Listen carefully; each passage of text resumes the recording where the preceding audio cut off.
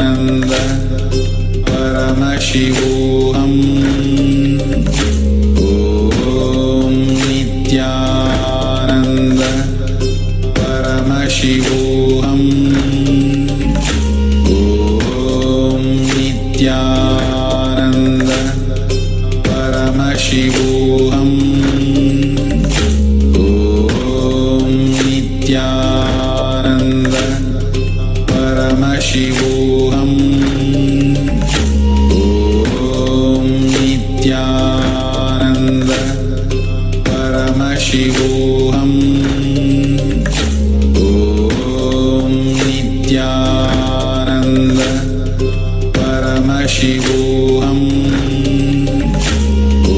Om Nithyananda Paramashivoham.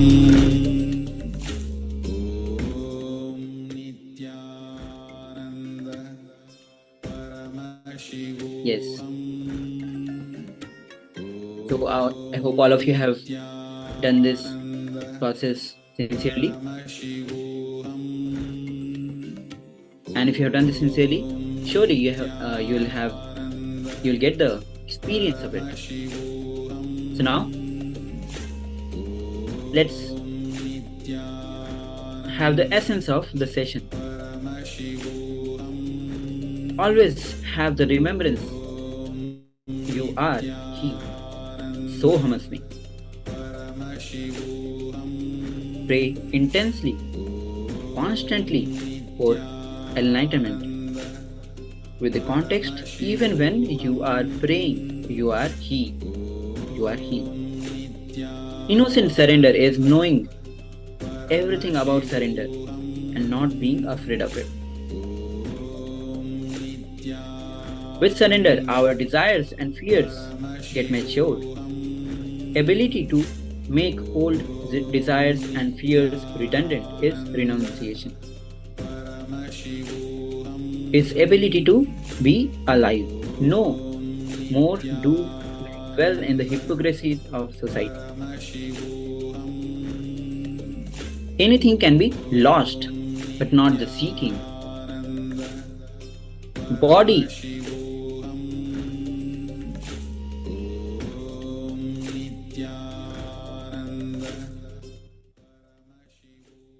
Body can be lost immediately. You can have another body because tons are there in the planet Earth. Billions of bodies are there. Mind can be lost immediately. You can make another one. Anything can be lost. You can get it, not seeking. Yes, anything can be lost and you can get it, but not the seeking. Constantly keeping your inner quest alive, keeping the basic questions alive till they become experiential answers, not intellectual. Experiential answers.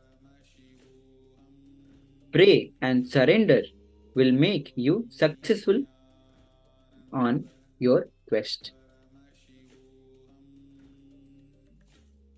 So now we have come to the end of this session on falling in love with seeking.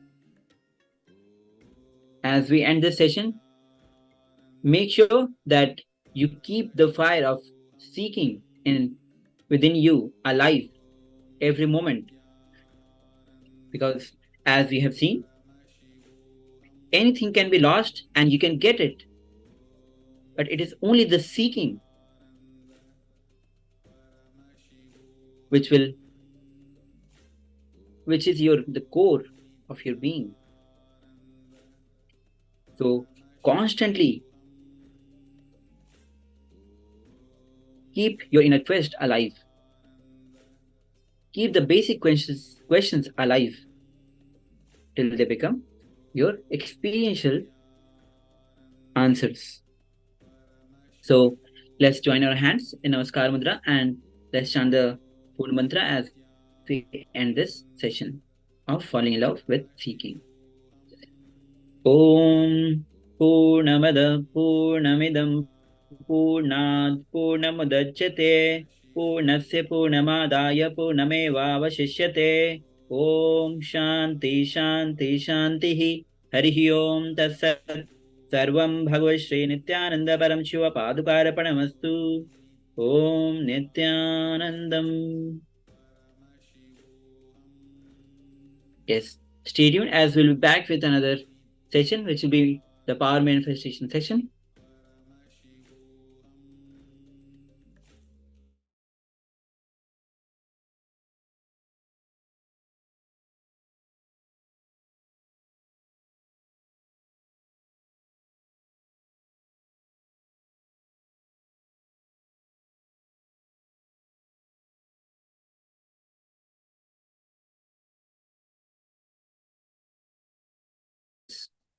As we please make sure that you are attending all the power manifestation session and all the sessions sincerely, because here you are here to transform your life, receive powerful cognitions in your life, and it will directly lead to transformation in your life, in your daily life itself. Now, as we begin, let's join our hands again in Namaskar Mudra as we chant the Sadguru Vandanam. Nithyanandam Paramasukhadam Kevalam Jnanamurtam Dvandvatitam Gagana Sadrusham Tattvamasya Ekam Nityam Vimalamachalam Sarvadhi Sakshi Bhutam Bhavatitam Triguna Rahitam Sadgurum Tam Namami. Before we begin, we need to understand why we always start with the prayer. It is a simple way of thanking the ultimate intelligence for gracing us here today. The scripture reveals that creating a conscious resolution at the beginning of anything invokes the presence of Guru, marking his blessings and auspicious outcomes of the action. Now, let's quickly go through the security measures. KAILASA's National Security Agency and mandatory security measures. First is photo, video, and audio recording of any kind is strictly prohibited during all the sessions. Be on the mute and make sure that while you are in the class, your camera is always on and you are available in the camera. Now, let's enter into the manifesting the extraordinary powers of divine. Before we begin, let's quickly set up few things that we need for the power manifestations. The first is having the copy of Living Enlightenment book. Second, a round object. It can be a fruit or a coconut. Third step, have a camera with the timestamp. Please take few moments as you set up your camera.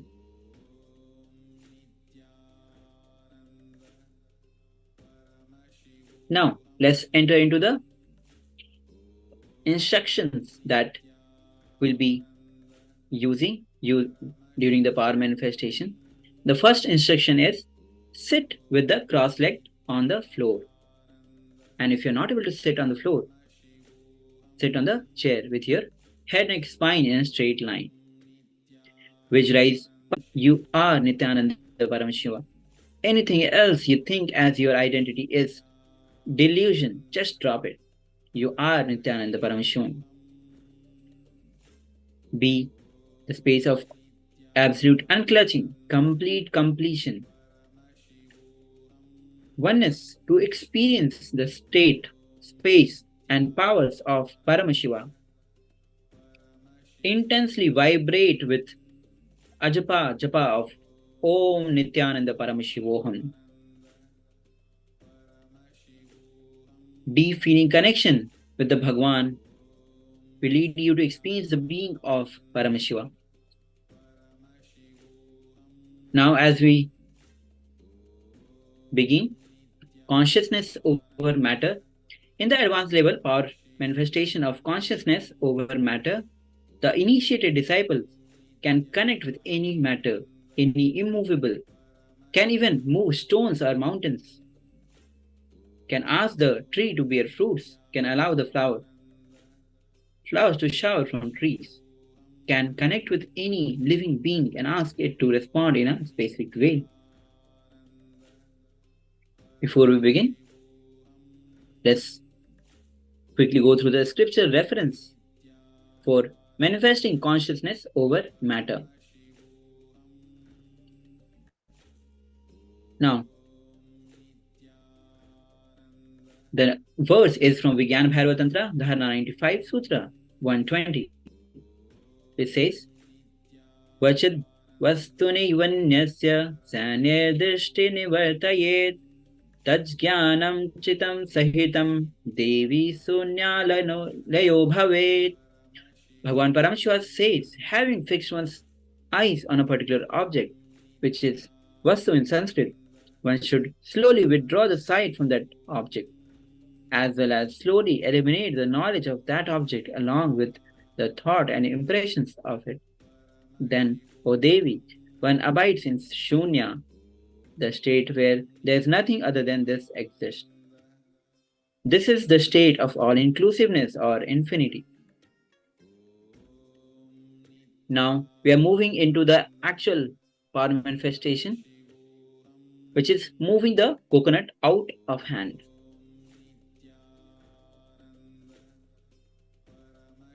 The first step is getting started is open the Living Enlightenment book and receive the powerful cognition from this book.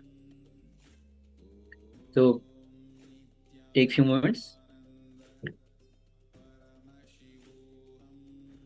The second step is turn on your video recording. Place a coconut on your palm and keep your palm absolutely flat. Place it in such that the pointy end is always away from you. Yes. Make sure that you're following the instructions correctly. So, turn on the video recording as you'll be recording the video of you manifesting the power. Place the coconut on your palm and keep the palm absolutely flat. Place it on in such a way that pointed end is away from you. Now the third step, declare the coconut to move out of your hand. Fourth step is actually manifesting. So now declare, Paramashiva, only you manifest through me. I consciously declare, let all my confusions, delusions all be wiped out. Let only you manifest in me. Declare the coconut to vibrate. Yes. So let's take 5 minutes for this power manifestation as you move the coconut out of your hand. So let's start. Nithyananda Paramashivoham. Nithyananda Paramashivoham. Nithyananda Paramashivoham. Nithyananda Paramashivoham. Nithyananda Paramashivoham.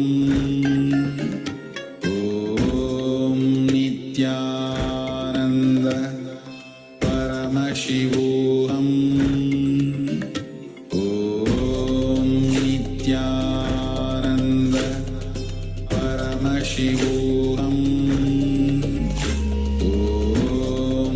Nithyananda Paramashivoham. Nithyananda Paramashivoham. Nithyananda Paramashivoham.